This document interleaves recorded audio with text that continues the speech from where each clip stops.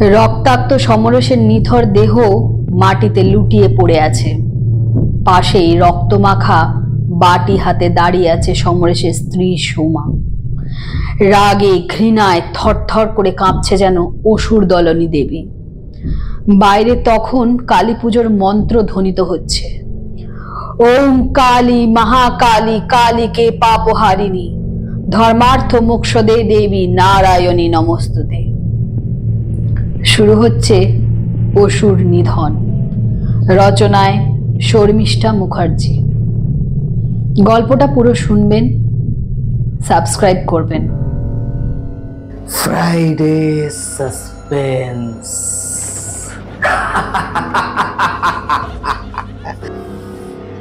শুধুমাত্র মেডিটা লেজেন্ড ওয়াইটি চ্যানেলে। রাত ৯টায় আসবে গল্পের ধারা, রহস্য, প্রেম আর হাসির খেলা সারা। কিছুটা দূরত্বে দরজার পর্দা ধরে হতবাক হয়ে দাঁড়িয়ে বড় মেয়ে শাশ্বতী আর তাকে জাপটে ধরে আছে ছোট মেয়ে ভাস্বতী। দুজনেই মায়ের উগ্রচণ্ডী রূপ দেখে ভয়ে কাঁপতে শুরু করেছে। বড় মেয়ে যদিও জানে তার মা অসুর নিধন করেছে, কিন্তু ছোট মেয়ে, সে এতটাই ছোট যে কিছু না বুঝতে পেরে বাবা বাবা বলে চিৎকার করে, কাঁদছে। ভাস্বতীর কান্নার শব্দ শুনতে পেয়ে পাশের বাড়ির থেকে সবাই ছুটে আসে। কিছুক্ষণ পরেই শোনা যায় পুলিশের গাড়ির সাইরেন বাজছে। থেমে যায় কালী পুজোর মন্ত্র, বাজির কান ফাটানো আওয়াজ। সমরেশের বাড়ির সামনে জমা হতে শুরু করে উপচে পড়া ভিড়। সবার সামনে থেকে দুজন মহিলা কনস্টেবল সমরেশের স্ত্রী সোমাকে হাতকড়া পরিয়ে নিয়ে ভ্যানে তোলে। সেই সময় দু মেয়ের কান্না শব্দে সোমার বুক ফেটে যেতে থাকে। তবুও নিজেকে সামলে নিয়ে পাশের বাড়ির ছোট বউকে কলিকে বলে, কলি, তুই তো সব জানিস, আমার আর কোনো উপায় ছিল না রে। আমি যা করেছি তাতে আমার কোনো রকম আফসোস বা দুঃখ নেই। শুধু আমার মেয়ে দুটোকে তোর ভরসায় রেখে যাচ্ছি, ওদের একটু দেখে রাখিস বোন। এই বলতে বলতে ভ্যান রওনা দিল থানার দিকে। ভ্যান রওনা দিলে কালী শাশ্বতী আর ভাস্বতীকে নিয়ে নিজের বাড়িতে ঢুকে যায়। পরপর কয়েকদিন ওরা দুই বোন বাড়ি থেকে বের হতে পারছিল না। ওদের দেখলেই পাড়া প্রতিবেশী বলতো, তোদের মা খুনি, তোদের মা তোদের বাবাকে খুন করেছে। এইসব কারণে ওরা দুই বোন আস্তে আস্তে বাড়ি থেকে বের হওয়া বন্ধ করে দেয়। ওদের মামা বাড়ির থেকেও সবাই মুখ ফুরিয়ে নেয়, আর পাড়া প্রতিবেশীর কথা মতো ছেড়েই দিন। পাড়ার বাড়ির কলি, মানে ওদের কলি কাকিমাই ওদের দেখাশোনা করত। ওদিকে থানায় চলছিল সমরেশের স্ত্রী সোমার জেরা। অনেক জেরা করার পরেও সোমা কিছুতেই মুখ খুলতে রাজি নয়। কেন সে নিজের স্বামীকে খুন করলো, তাকে কি কেউ এ কাজ করতে বলেছে?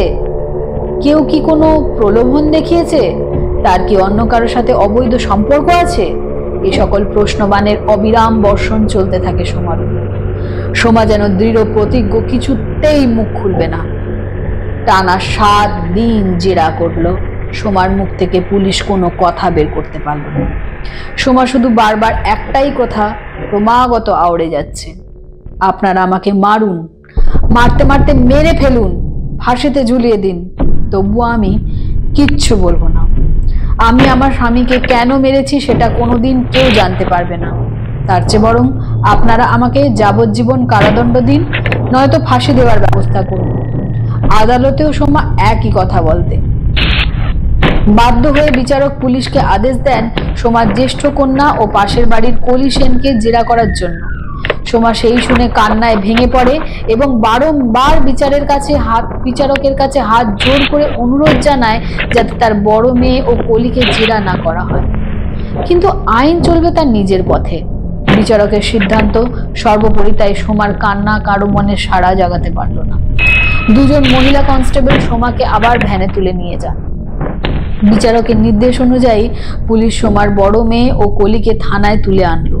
যেহেতু সোমার ছোট মেয়েটি বাড়িতে একা ফেলে আসা ঠিক হবে না, তাই ওদের সাথে ছোট মেয়েটিকেও নিয়ে আসে থানায়। থানার এক মহিলা কনস্টেবলের কাছে ছোট মেয়েটিকে রেখে সোমার বড় মেয়ে ও কলিকে নিয়ে যাওয়া হয় এক বিশেষ ঘরে। সেখানে দুজন মহিলা কনস্টেবল ও ইন্সপেক্টর তাদের জেরা শুরু করে।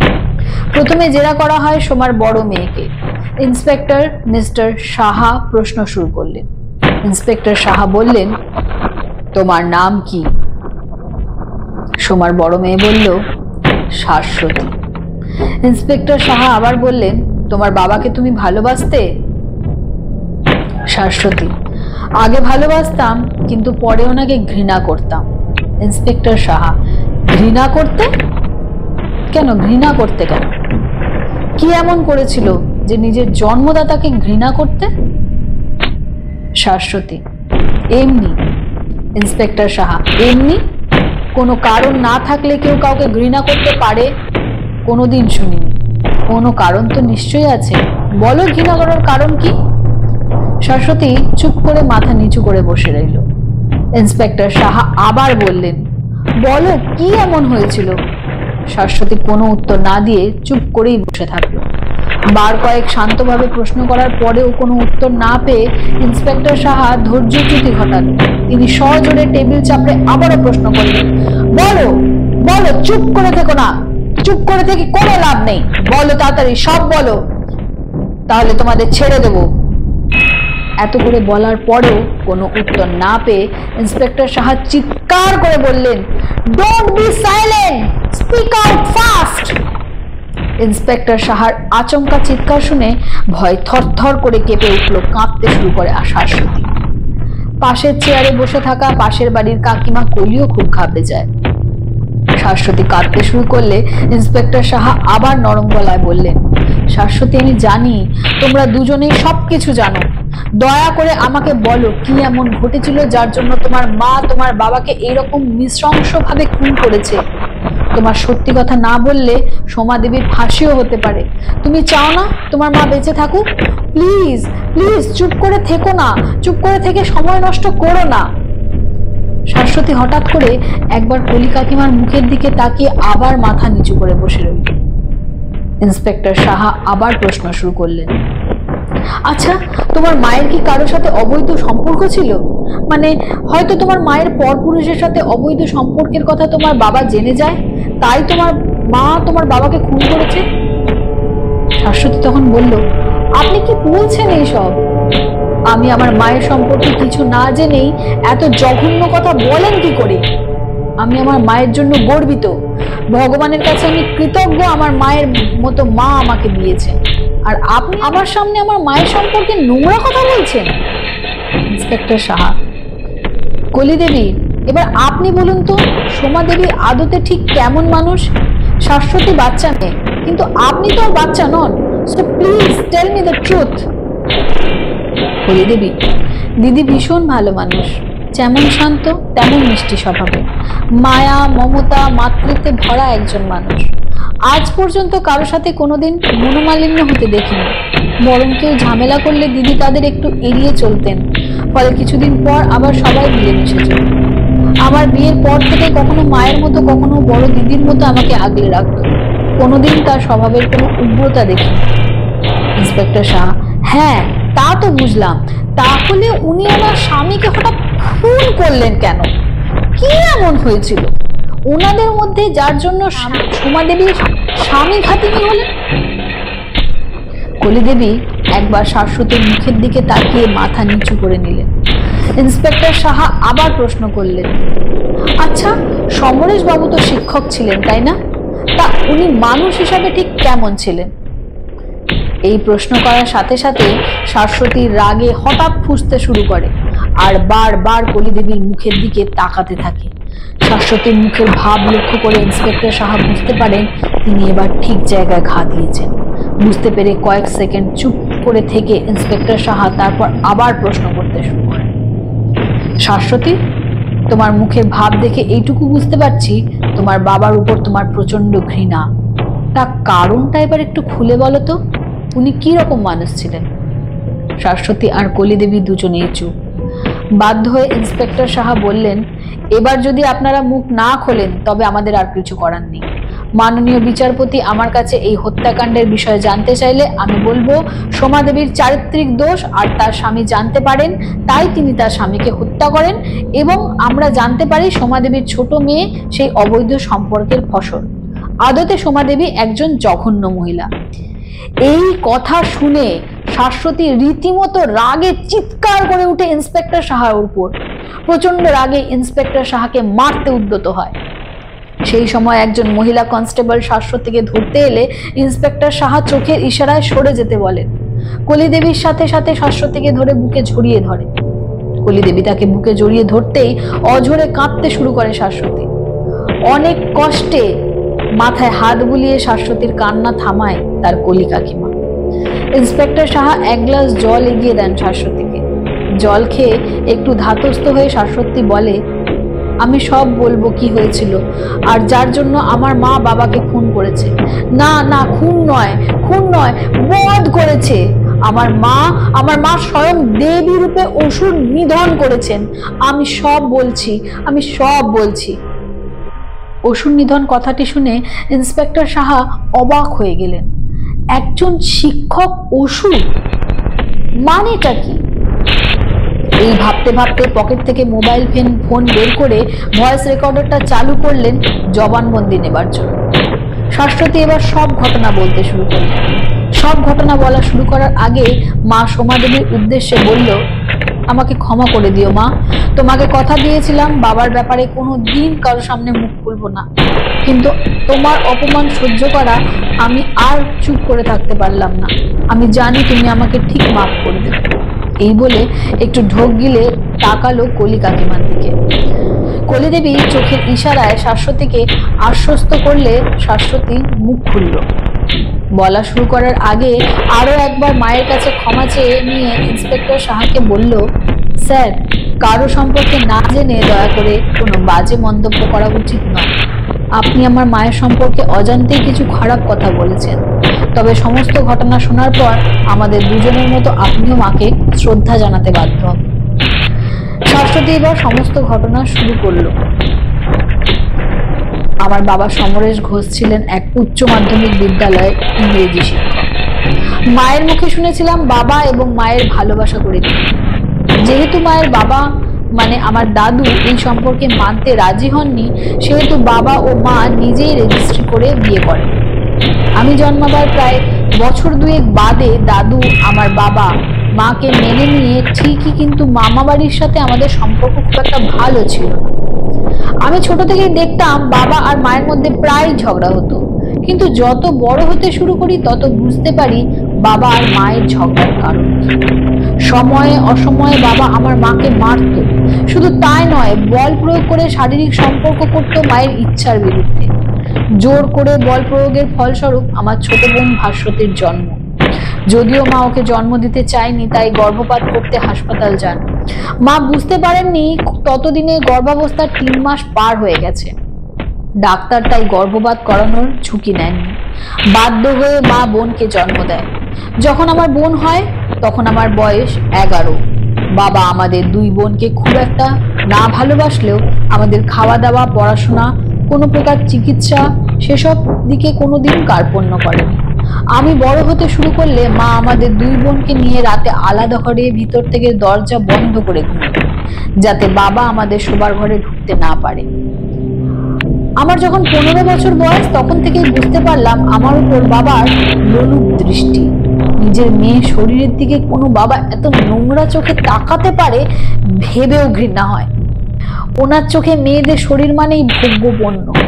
অন্য কোনো মেয়ে বা মহিলাদের উপর যে ঘৃণ্য দৃষ্টি শরীরের আনাচে কানাচে ঘোরাফেরা করত, আমার দিকেও ছিল সেই একই প্রকার ঘৃণ্য দৃষ্টি। চোখ তো নয়, যেন এক্সরে মেশিন। সেই একই দৃষ্টি ছিল কলি কাকিমা ও মেয়ে ছাত্রী আর তাদের মহিলা অভিভাবকদের উপর।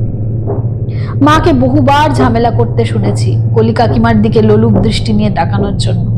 অনেক সময় অনেক মেয়ে ছাত্রীরা পড়া ছেড়ে দিত। তাদের সবার অভিযোগ, এই মাস্টার মশাই পড়ানোর সময় বকাবকি করবার ছলে অথবা নানান কৌশলে আচমকা শরীরের বিভিন্ন অংশে হাত দিয়েছেন। শেষে এক সময় এমন হলো, বাবার কাছে আর কোনো মেয়ে ছাত্রী পড়তে আসতো না, শুধুমাত্র ছেলেরাই পড়তো। আসলে বাবার ইংরেজির উপর দারুণ দক্ষতা ছিল, তাই ছাত্রও হতো অনেক। ছাত্রছাত্রীদের ক্লাস অনুযায়ী ভাগ করে এক একটি দল গঠন করে পড়াতেন আমাদের বাড়িতেই, একটি ঘরে। মা অনেক সময় অনেক কিছু দেখেছিল, অনেক অভিভাবকের মায়ের কাছে বাবা অসভ্যতার কথাও জানতেন। লজ্জায় ঘৃণায় মা লুকিয়ে লুকিয়ে কাঁদতো। এত পর্যন্ত বলে একটু চুপ করলো শাশ্বতী। তারপর একটু জল খেয়ে আবার বলতে শুরু করলো, বাবা মানুষ হিসাবে ভালো না হলেও শিক্ষক হিসাবে ছিলেন দুর্দান্ত। তাই উনি যেই বিদ্যালয়ে চাকরি করতেন সেই বিদ্যালয়ের এক নবম শ্রেণীর ছাত্রী মধুমিতাকে ওর বাড়িতে গিয়ে পড়াতো। মধুমিতার বাবা মা চাকরি করতেন, তাই বাড়িতে থাকতেন মধুমিতার বৃদ্ধা ঠাকুমা। মধুমিতার বাবা ওর ঘরে বসেই পড়াতো। পড়ানো শুরু করার মাস দুয়েক পর একদিন মধুমিতার মা আমাদের বাড়িতে আসেন। সেই সময় বাবা ছিল বিদ্যালয়ে। মধুমিতার মা এসে রীতিমতো আমার মায়ের কাছে কান্নায় ভেঙে পড়েন। তখন আমার বয়স 15, তাই সব কথাই ভালো করে বুঝতে পারি। আমার বোন তখন মাত্র 4 বছরের বাচ্চা। মধুমিতার মা আমার মায়ের কাছে কেঁদে যা বলছিলেন তা শুনে মা আর আমি ভয়ে, লজ্জায়, ঘৃণায়, অপমানে মাটিতে মিশে যাচ্ছিলাম। ইন্সপেক্টর সাহেব, কেন, কি এমন হয়েছিল? শাশ্বতী একটু মাথা নিচু করে বসে দীর্ঘশ্বাস ছেড়ে আবারও বলতে শুরু করল। মধুমিতা আমার বাবার বিদ্যালয়েই পড়তো। বাবা একবার পরীক্ষায় খুব কম নম্বর দেওয়ায় মধুমিতা ভেঙে পড়েছিল। আসলে বাবা ইচ্ছে করেই তা করেছিল। কম নম্বর পাওয়ার পর থেকেই বাবা নানা রকম ভয় দেখিয়ে মধুমিতাকে যৌন হেনস্থা করতে শুরু করে। প্রথম নানা অছিলায় শরীরের বিভিন্ন অংশে হাত দিতে পরে তা পিপাসায় পরিণত হয়। মধুমিতার বাবা মায়ের অনুপস্থিতির সুযোগ নিয়ে দরজা বন্ধ করে ভয় দেখিয়ে জোর করে শারীরিক সম্পর্ক। অনেকদিন এই নির্যাতন সহ্য করার পর মধুমিতা একদিন তার মাকে সব ঘটনা জানিয়ে দেয়। মধুমিতার মা সব কথা শুনে আকাশ থেকে পড়েন। কি করবেন, কাকে জানাবেন? তার স্বামী অর্থাৎ মধুর বাবা জানতে পারলে তার প্রতিক্রিয়া কি হবে এই ভেবেই অস্থির হয়ে পড়েন। অনেক ভেবে মধুমিতার মা আমার মা সোমাদেবীকে সমস্ত ঘটনা খুলে জানানোর সিদ্ধান্ত নেন। একদিন বাবা স্কুলে চলে যাবার পর মধুমিতা ও তার মা আসে আমাদের বাড়িতে। আমি আর মা মধুমিতা ও তার মায়ের মুখে সমস্ত ঘটনা শুনি। সব শুনে আমি রীতিমতো রাগে ফেটে পড়ি বাবার সম্পর্কে এই ধরনের কথা শুনে। অথচ মা কিন্তু একটু বিচলিত বা অবাক হয়নি। মাকে দেখে আমি মায়ের উপর খুব রেগে গিয়েছিলাম। রাগ করে উঠে চলে গিয়েছিলাম নিজের ঘরে। কয়েকদিন মায়ের সাথে কথাও বলিনি, প্রচন্ড রাগে। এই ঘটনার সপ্তাহ দুয়েক পর একদিন মাঝরাতে হঠাৎ মায়ের ঘুম ভেঙে যাওয়ায় মা পাশে বাবাকে না দেখে অবাক হয়ে যায়। আস্তে আস্তে উঠে দেখে বাবা আমার শোবার ঘরে এসে এক দৃষ্টি আমার দিকে তাকিয়েছে। মা তখনই চিৎকার করে ঝামেলা শুরু করে দেয়। মায়ের চিৎকারে আমার আর বোনের ঘুম ভেঙে যায়। মাকে বলতে শুনি, সব ছাত্রীদের উপর তোমার নজর নোংরা, সন্তান তুল্য ছাত্রীদের সাথে নোংরামি করে তোমার না লজ্জা করে না? কিন্তু তাই বলে নিজের সন্তানের দিকেও তোমার নোংরা নজর পড়েছে। এই বলে বাবাকে এক ধাক্কা মেরে আমার ঘর থেকে বের করে দিয়ে ভিতর থেকে দরজা বন্ধ করে দেয়। এই ঘটনার পর থেকেই মা আমাদের দুই বোনকে নিয়ে ভেতর থেকে দরজা দিয়ে ঘুমাতো। পরের দিনে আমিও লক্ষ্য করতে থাকি আমার দিকে বাবার দৃষ্টি। সেই দৃষ্টিকে কোথাও যেন পিতৃত্বের ছাপ নেই, আছে শুধু লালসা। তারপর এলো সেই ভয়ঙ্কর রাত। কালী পুজোর দিন সন্ধ্যায় মা আমাকে সাজগোজ করতে বলে বোনকে নিয়ে একটু কলি কাকিমার বাড়িতে গিয়েছিলেন। কি মনে হতে মা হঠাৎ বাড়িতে ঢুকে দেখে বাবা দরজার ফাঁক দিয়ে আমার জামা কাপড় পরা দেখছে। মায়ের প্রচন্ড চিৎকারে আমি চমকে উঠি। মায়ের পিছন পিছন ছোটে বোন আমার ঘরে ঢুকে এসে ভয়ে আমাকে জড়িয়ে ধরে। হঠাৎ দেখি মা ছুটে যায় রান্নাঘরের দিকে, আর আমাদের চোখের পলক পড়তে না পড়তেই বাবার গলায় বসিয়ে দেয় বুটির কোপ। আমার ছোট বোন ভয় পেয়ে আমাকে জড়িয়ে ধরে চিৎকার করে কাঁদতে শুরু করে। কিন্তু আমি বুঝতে পারি আমার মা ওষুধ নিধন করেছে। নারী শরীরের উপর প্রত্যহ ছোবল বসানো আমার পিতৃরূপী অসুরকে আমার মা নাশ করেছে। তাই আমার কাছে আমার মা স্বামী ঘাতিনী নয়, অসুর দলনী। ইন্সপেক্টর সাহাও অন্যান্য পুরুষ ও মহিলা কনস্টেবলরা অবাক হয়ে সমস্ত ঘটনা শুনছে।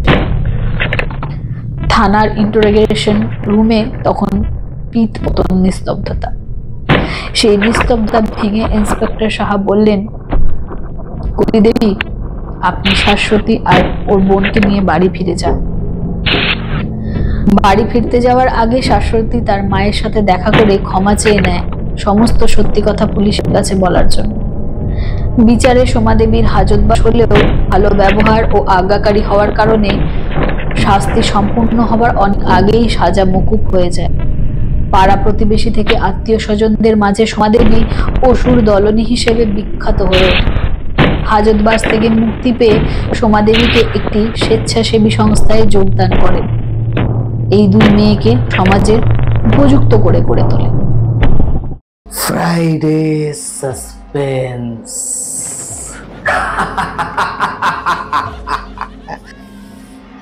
শুধুমাত্র মেডিটা লেজেন্ড ওয়াইটি চ্যানেলে।